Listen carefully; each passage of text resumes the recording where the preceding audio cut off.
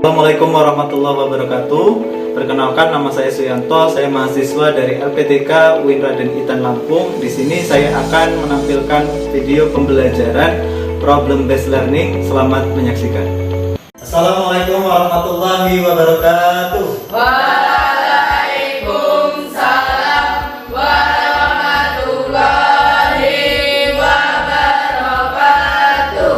Selamat pagi anak-anak. Bagaimana kabar kalian pada pagi hari ini? Sehat semuanya? Sehat, Kak. Hari ini sebelum kita mulai pelajaran, alangkah baiknya kita berdoa terlebih dahulu. Silakan ketua kelas dipimpin doanya. Dulu siap bilang berdoa mulai.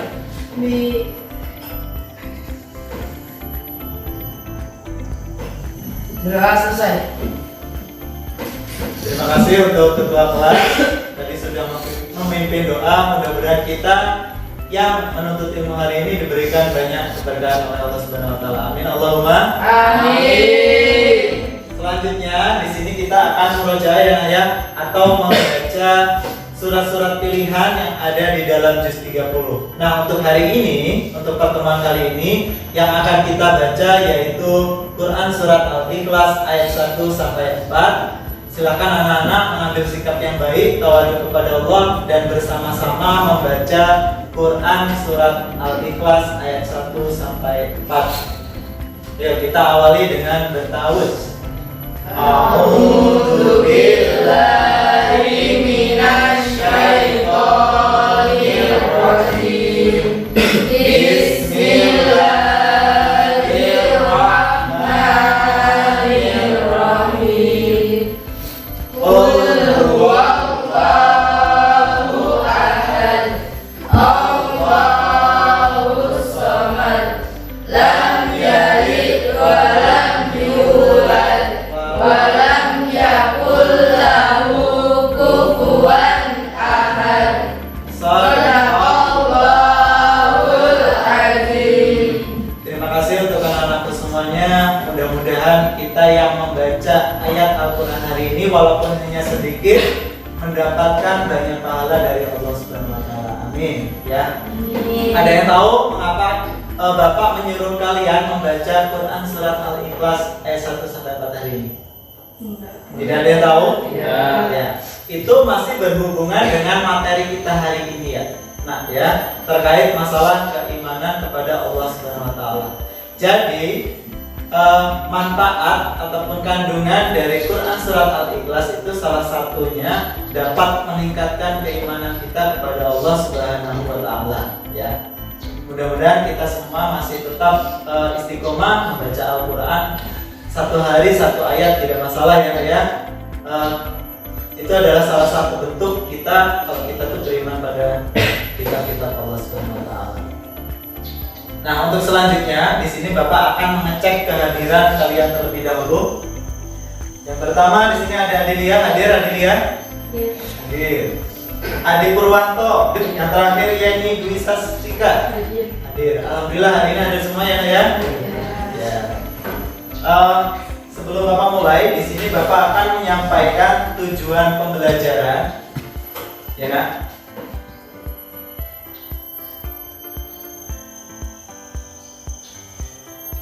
Nah, tujuan pembelajaran yang harus kalian capai pada hari ini yaitu yang pertama, kalian mampu menjelaskan makna Al-Alim, Al-Basir, As-Sami, dan Al-Khabir, ya. Kedua, kalian mampu menunjukkan pemahaman tentang penerapan sifat Allah tersebut dalam kehidupan.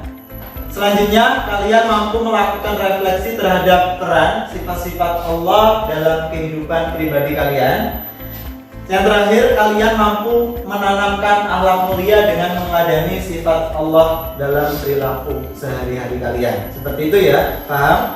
Paham. Kalian kira-kira bisa nggak untuk mencapai tujuan tersebut? Bisa. Tadi anak-anak beberapa tujuan yang harus kalian capai dalam materi kita hari ini. Selanjutnya Bapak ingin bertanya nih dengan kalian, apakah kalian sudah siap belajar hari ini? Sudah. Siap belajar? Siap. Bapak tes ya. Tepuk semangat. Semangat. Semangat. Tepuk tangan untuk kalian semuanya. Sekarang kalau kalian sudah siap belajar, ya, selanjutnya silakan kalau masih ada kursi yang belum rapi, baju yang belum rapi, belum dimasukkan, silakan dimasukkan terlebih dahulu. Supaya apa? Supaya pembelajaran kita pada pagi hari ini berjalan dengan nyaman. Seperti itu ya, Nak ya. Selanjutnya silakan kalian keluarkan buku tulis beserta alat tulis kalian.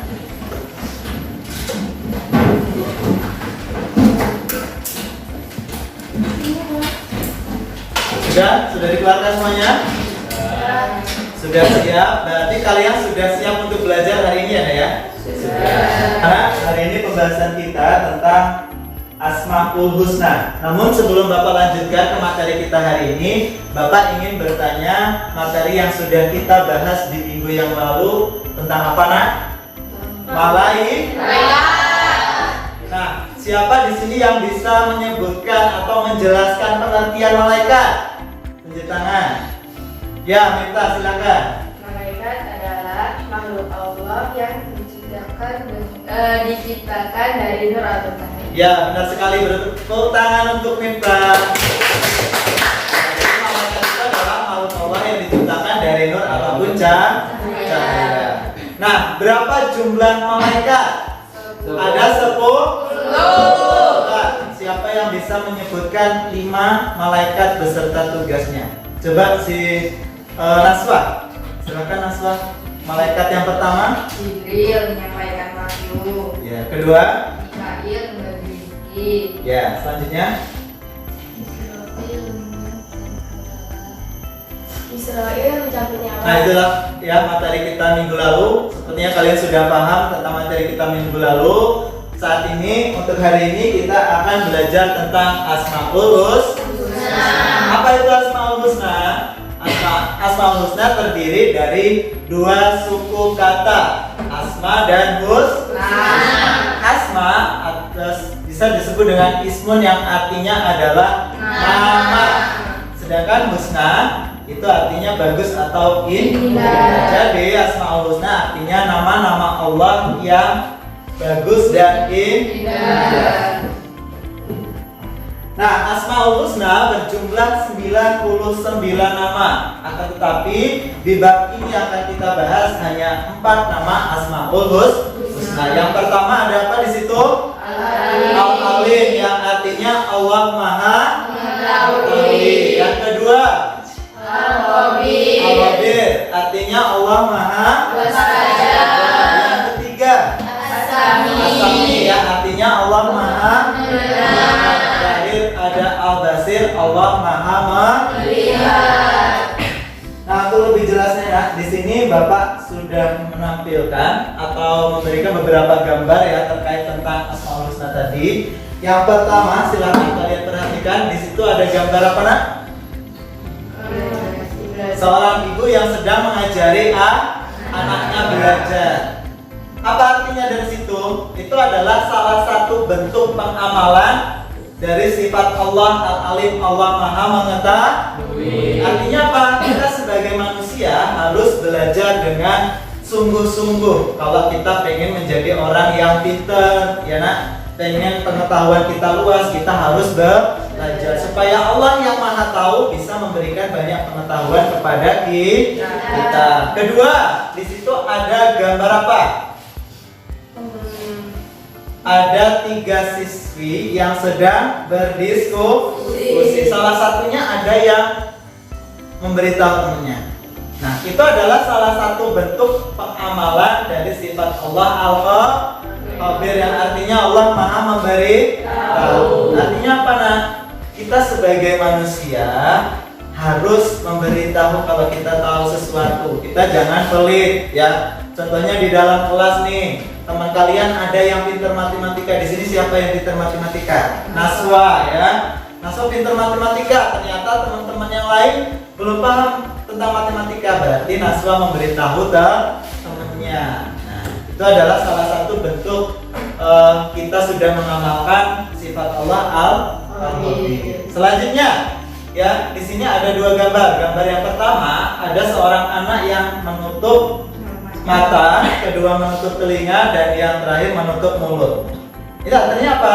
Kita sebagai manusia tidak boleh melihat hal-hal yang tidak baik, ya nak ya.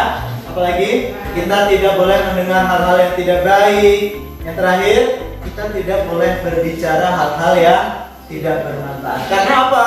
Karena Allah maha mendengar, ya nak ya. Jadi Allah itu mendengar. Kalau kita berbicara yang tidak baik, maka Allah akan mendengar segala perkataan yang kita katakan itu, ya. Selanjutnya di sini ada seorang bapak dan anak yang sedang berdoa dengan anaknya. Jadi artinya apa? Kita sebagai manusia jangan pernah menyerah, ya. Jangan pernah berputus asa. Ketika kita berdoa, ya doa kita belum dikabulkan oleh Allah Subhanahu wa taala, itu adalah sebagai salah satu bentuk ujian. Jangan pernah berpikir bahwasanya doa kita itu tidak didengar oleh Allah. Ya, pasti doa kita itu akan didengar dan akan dikabulkan pada Allah, Allah dalam waktu yang sudah ditentukan oleh Allah. Ya, akan indah pada waktunya. Seperti itu ya. Paham ya? Dari ketiga gambar ini paham? Paham. Yang terakhir di sini ada gambar apa? Coba Adi. Adi jam segini sudah ngantuk. Coba Adi apa? Di situ ada gambar apa Adi? Orang sedang belajar. Apa ayo? Ada orang yang sedang mencuri atau mengambil hak orang lain. Nah, kita sebagai manusia tidak boleh mencuri. Kenapa nak? Tidak boleh mencuri. Karena Allah maha melihat. Walaupun orang lain tidak melihat kita, tapi Allah melihat gerak-gerik kita. Seperti itu ya. Jangan ngobrol sendiri, coba fokus. Ya, fokus ya. Bagaimana penjelasan hari ini? Sudah jelas? Ada yang ditanyakan dari gambar ini nak? Sudah paham ya? Kalau paham, Bapak lanjutkan. Nah, di sini Bapak mempunyai tampilan video. Sebelum Bapak tampilkan video, ya, di sini Bapak akan membagi beberapa kelompok menjadi 4 kelompok. Al-alim ya. Ini kelompok al-khabir, kelompok asami, dan yang terakhir kelompok al-basir. Nah, dari masing-masing kelompok sudah ada nama-namanya, ya. Kalian ada yang 3 orang, yang ada 2 orang. Selanjutnya di sini yang Bapak baik, Bapak akan menampilkan videonya. Silakan kalian perhatikan.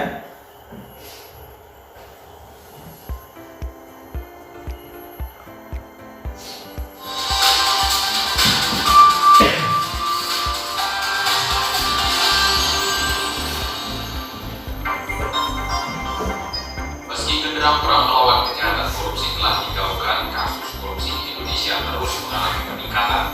Sejak 3 tahun terakhir, kasus-kasus korupsi bahkan terus bermunculan dengan modus yang semakin beragam, dengan nilai kerugian negara mencapai triliunan rupiah. Menurut data Indonesia Corruption Watch atau ICW, sepanjang tahun 2013 terdapat 560 kasus korupsi. Nah, Bapak tadi sudah menampilkan sebuah video saya terkait masalah korupsi yang ada di Indonesia. Nah, sekarang Bapak ingin bertanya nih pada kalian, tanggapan kalian terhadap kasus korupsi yang ada di Indonesia ini apa? Ayo, siapa yang bisa memberikan tanggapan? Satu tanggapan saja nggak apa-apa. Ayo. Ya, Mita. Perilaku yang tidak baik. Ya, apa namanya? Korupsi adalah perilaku yang tidak baik atau perilaku yang tidak teruji. Karena apa?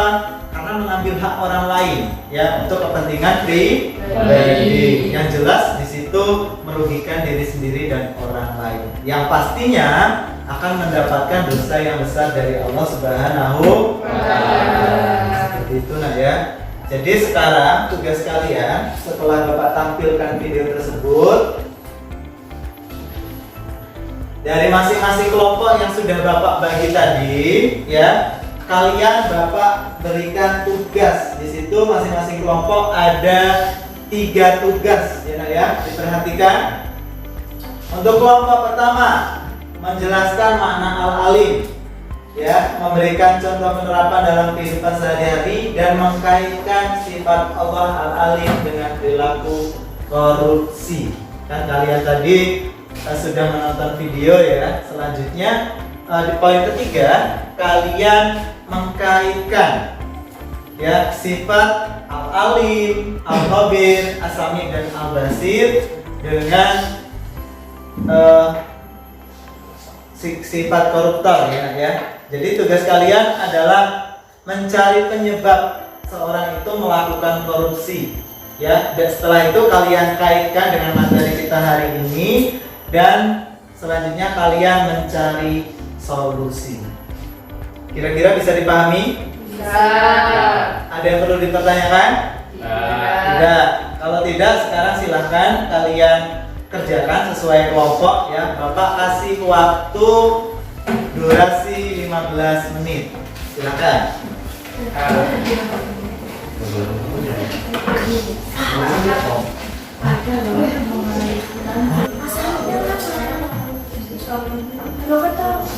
Ya udah selesai.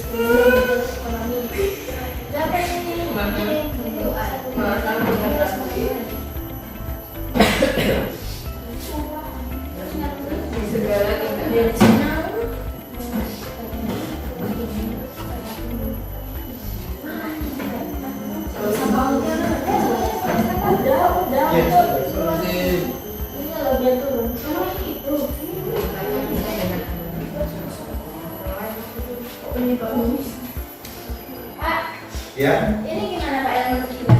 Yang nomor 3. Untuk yang lain silakan diperhatikan. Yang nomor 3 itu kalian setelah kalian mencari penyebab seseorang itu korupsi ya, selanjutnya kalian mengkaitkan dengan materi kita hari ini sesuai kelompok al-alim berarti dikaitkan dengan al-alim ya, al-khabir dikaitkan dengan al-khabir, as-sami dikaitkan dengan as-sami dan al-basir dikaitkan dengan al-basir. Nah, kalau kalian sudah selesai mengkaitkan dari beberapa sifat Allah tadi, selanjutnya kalian mencari solusinya. Nah, solusi supaya orang tersebut tidak melakukan korupsi itu apa? Bagaimana? Ya, contohnya teman kalian melakukan korupsi di sekolah. Nah, solusinya apa? Kalian sebagai teman entah menasihati atau bagaimana, seperti itu ya, Nak, ya. Tadi Bapak sudah membagi kalian berkelompok ya, terus kalian juga sudah Bapak berikan tugas. Nah, sekarang dari hasil kelompok kalian tadi silakan dipresentasikan di depan kelas ya. Nanti teman yang lain perwakilan dari kelompok 1 silakan maju, 2 orang saja silakan maju untuk mempresentasikan hasil dari tugasnya yang sudah Bapak berikan tadi. Silakan. Assalamualaikum warahmatullahi wabarakatuh. Waalaikumsalam warahmatullahi wabarakatuh. Kami dari kelompok 1 akan mempresentasikan hasil kerja kelompok kami. Tentu menjelaskan makna al-alim. Al-alim adalah salah satu nama Allah Subhanahu wa Ta'ala dalam agama Islam yang berarti Maha Mengetahui. Nama ini menunjukkan sifat Allah sebagai pemilik pengetahuan yang luas, mendalam, dan tak terbatas. 2. Contoh penerapan dalam kehidupan sehari-hari: membaca Al-Quran dan menghayati ayat-ayat, berdoa dan memohon bimbingan Allah, mengakui kesalahan dan meminta maaf. 3. Mengaitkan sifat Allah Al-Alim dengan perilaku korupsi. Kurangnya pengawasan dan penegakan hukum. Solusi: meningkatkan kesadaran masyarakat tentang dampak korupsi. Ya, itulah ya. Penjelasannya sudah cukup? Sudah. Coba dari kalian ada yang bertanya? Sudah jelas? Sudah. Ya, kita silakan dulu. Coba tepuk tangan untuk kelompok 1. Sekian dari kami. Wassalamualaikum warahmatullahi wabarakatuh. Waalaikumsalam warahmatullahi wabarakatuh. Selanjutnya silakan kelompok 2 maju. Silakan kelompok 2 untuk mempresentasikan hasil tugas yang sudah Bapak berikan tadi. Assalamualaikum warahmatullahi wabarakatuh. Waalaikumsalam warahmatullahi wabarakatuh. Kami dari kelompok 2 akan mempresentasikan hasil kerja kami. Al-Khabir artinya maha memberitahu atau maha teliti. 2. Contoh dan penerapan sifat Al-Khabir dalam kehidupan sehari-hari. Yang pertama, selalu jeli dalam mengerjakan soal, ujian, atau tugas yang diberikan guru. 2. Selalu berhati-hati dalam menggunakan fasilitas dan layanan sekolah. Dan yang terakhir, menganalisis kesalahan dan mempelajari dari kesalahan. Penyebab korupsi, kurangnya kesadaran akan pengawasan Allah, tidak menyadari bahwa Allah maha mengetahui segala tindakan. Solusi, meningkatkan kesadaran agama, menghukum pelaku, mendidik masyarakat, kesadaran akan bahaya korupsi, dan mendekati diri kepada Allah. Sekian presentasi dari kami. Wassalamualaikum warahmatullahi wabarakatuh. Waalaikumsalam warahmatullahi Ya, beri wabarakatuh. tepuk tangan untuk kelompok 2. Nah itu tadi ya Nak ya. Jadi dari materi kita hari ini dapat kita simpulkan bahwasanya kita sebagai manusia harus berhati-hati dalam bertindak dan bertingkah laku, karena segala sesuatu yang kita lakukan pasti akan diawasi oleh Allah Subhanahu wa taala, termasuk korupsi ya. Korupsi artinya apa Nak? Mengambil hak orang lain untuk kepentingan pribadi. Itu adalah sudah menjadi salah satu bentuk perilaku yang tercela, yang merugikan diri sendiri dan orang lain, dan yang paling penting mendapatkan dosa besar dari Allah Subhanahu wa taala. Jadi dari pembelajaran kita hari ini kita bisa mengambil hikmahnya bahwasanya kita sebagai seorang muslim harus menjauhi yang namanya perilaku korupsi. Ya, seperti itu ya. Nah itu tadi ya Nak ya, pelajaran ya untuk hari ini terkait masalah Asmaul Husna. Jadi bisa kita ambil kesimpulan bahwasanya kita sebagai manusia harus beriman kepada Allah Subhanahu wa taala yang menciptakan kita ya. Namun kadang-kadang iman seseorang itu bisa tebal dan bisa tipis, bisa berkurang juga bisa bertambah. Nah, untuk meningkatkan ketebalan iman seseorang itu salah satunya dengan kita mengamalkan Asmaul Husna atau nama-nama Allah yang baik. Mudah-mudahan kita semua yang belajar hari ini bisa menerapkan Asmaul Husna di rumah kalian masing-masing ya. Jadi jangan habis belajar bilang begitu saja, tapi harus diterapkan dalam kehidupan sehari-hari. Seperti itu ya. Paham? Kira-kira ada yang perlu dipertanyakan lagi gak sebelum Bapak tutup pembelajaran hari ini? Sudah paham semuanya? Sudah. Alhamdulillah, kalau sudah paham, silahkan kalian mencari ya dari 4 sifat Allah ini, dari Al-Alim, Al-Khabir, As-Sami, dan Al-Basir. Kalian cari satu sifat Allah yang paling berbentuk penutup ya. Di sini marilah kita bersama-sama berdoa, doa kafaratul majlis. A'udzu Billahi minasyaitonir rajim. Bismillahirrahmanirrahim. Subhanallahumma wa bihamdika asyhadu an la ilaha illa anta astaghfiruka wa atubu ilaihi. Amin. Allahumma Amin. Dari materi yang sudah Bapak sampaikan hari ini mudah-mudahan memberikan hikmah untuk kita semuanya ya, bisa kita terapkan dalam kehidupan kita sehari-hari.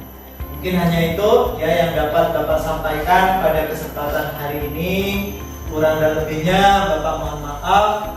Bapak akhiri pembelajaran pada pagi hari ini dengan mengucap alhamdulillah. Alhamdulillahirabbil alamin. Bapak akhiri, wassalamualaikum warahmatullahi wabarakatuh.